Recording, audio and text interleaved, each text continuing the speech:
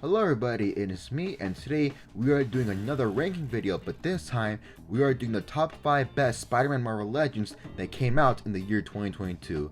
Now last year was very special for Spider-Man because, well, it was his 60th anniversary, and because of that we had gotten a lot more Marvel Legends figures of Spider-Man along with other characters that are associated with him, like Venom for example. So I thought it'd be fun to do a video where I rank some of my favorite Spider-Man figures that came out last year. And which means that this is my opinion, so if you don't agree with it, that's perfectly fine. And this figure here, the Ben Reilly figure, is not in my top 5 video. He is just an honorable mention. He's still a good figure though, but you know, he's just a bit of a simple repaint, so there's nothing too special about him. So with that out of the way, let's cover the number 5 figure on my list. Okay, so for the number 5 spot, we have the armored Spider-Man figure from the retro wave.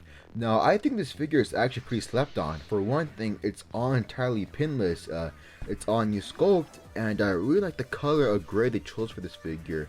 It's a nice shiny gunmetal color of gray they used for this figure, which helps it stand out compared to other figures.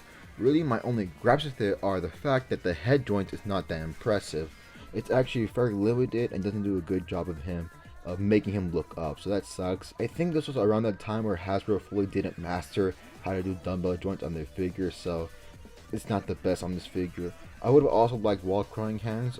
Once again, for some reason, Hasbro has this problem where they don't give their figures, mainly their Spider-Man figures, wall crawling hands, which is really stupid because, well, you know, he sticks onto walls, and that's kind of important for this character.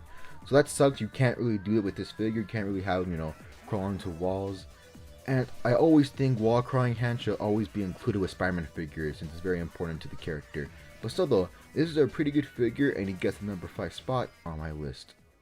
For number 4, we have the new Iron Spider figure.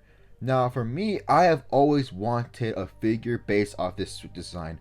Not counting other versions of Spider-Man like 2099 for example, this is probably one of my favorite costumes that Peter Parker has ever worn. I think it looks very cool.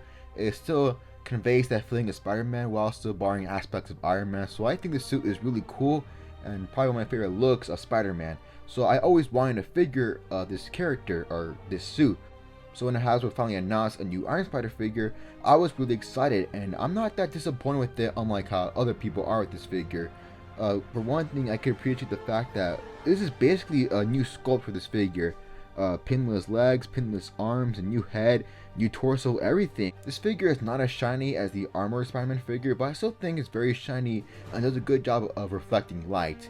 Really my only gripes with it are like with the previous figure on this list, no wall crawling hands, which is really lame, and the Waldos could have been a bit better.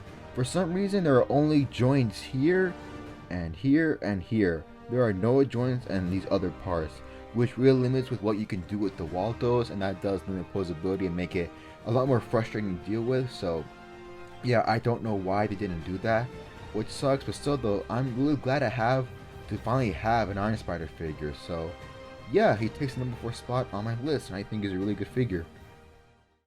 Okay, so for our number 3 spot, we have Black Costume Spider-Man from the retro wave. Now this figure is honestly not that special. I mean, it's just a reuse of the old retro figure, but still though, I think this figure is really good and quite possibly better than the old retro figure. For one thing, I think the head sculpt on this figure is just amazing. It captures that simple look of Black Costume Spider-Man. It's not too complex, not too extreme, it's just very simple yet still so effective. I love that head sculpt. It's probably one of the best head sculpts they've done for a Spider-Man figure. And I don't really have any gripes with it. You get a good amount of accessories, you actually get wall crawling hands on this one. Really, I just think the head joint is not that good because they didn't really do a good job designing it. You know, you can't really make them look up that much, so that sucks and that is a bit annoying. But still though, I still think this figure is really good. For a good while, he was my favorite Legends of the year, but he was just unfortunately outdone by later released figures. So yeah, he takes the number 3 spot on my list. For our number 2 spot, we have the Amazing Fantasy 15 Spider-Man figure and the Amazing Friends Spider-Man figure. Now, I'm putting both these figures on the number 2 spot because, well, they are virtually the same figure. Obviously, the differences between these figures are the colors and the symbols for each of the figures, both the front and back. For which one I like more, it may be this one, only because the copy of this figure has slightly better paint compared to this one. There are a lot of little scuffs and little paint chips, and yeah, that sucks. I gotta figure it's not the best paint.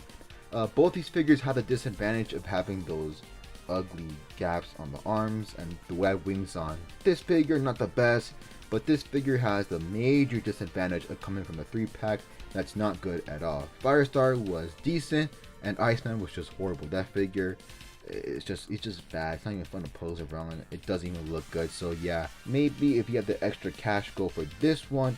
But if you're trying to save money, I would recommend this one. It only costs like $25, but still though, both these figures are really good if you don't have a Spider-Man figure, and they both take the number 2 spot on the list. And with that out of the way, if you have seen my previous video, then you should already know what's the number 1 figure. And to no one's surprise, the number 1 spot goes to the Renew Your Vows Spider-Man figure. Now in my opinion, this is probably the best Spider-Man figure that Hasbro has made up until this point. The articulation is great, the toe joints really do help into getting this figure into so many dynamic poses. You get a good amount of accessories, and I hear a lot of people don't like this figure because it's too tall. I really don't see that.